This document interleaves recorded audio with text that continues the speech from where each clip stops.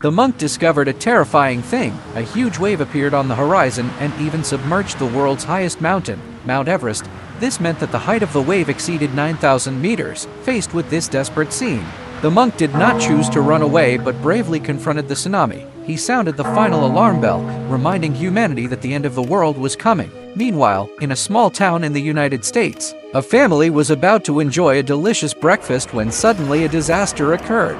Their house began to shake violently. Kevin quickly took his family and hid under the table. At first, they thought it was just an ordinary earthquake, but his wife's ex-husband Henry broke into the house and shouted frantically, telling them to leave quickly. When they got into the car, the house behind them had turned into ruins, and even the ground beneath their feet began to tear apart.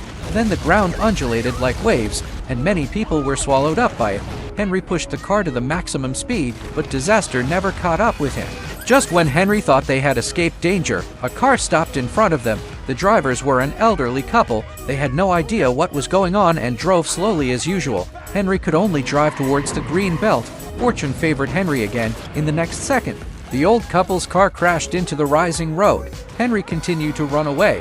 When passing by a sewer, Henry's car was dirty with sewage. Henry could only turn on the windshield wipers, which increased the difficulty of his operation.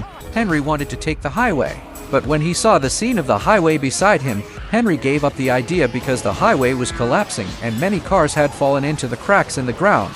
At this moment, a huge crack suddenly appeared ahead. Henry had no time to avoid it and could only use drifting to twist the car. Henry succeeded. He broke out of the dangerous area, but a collapsed tall building blocked Henry's way. Without hesitation, Henry directly drove his car to shatter the glass and rushed into the building. Before the building was completely shattered, Henry rushed out of the building.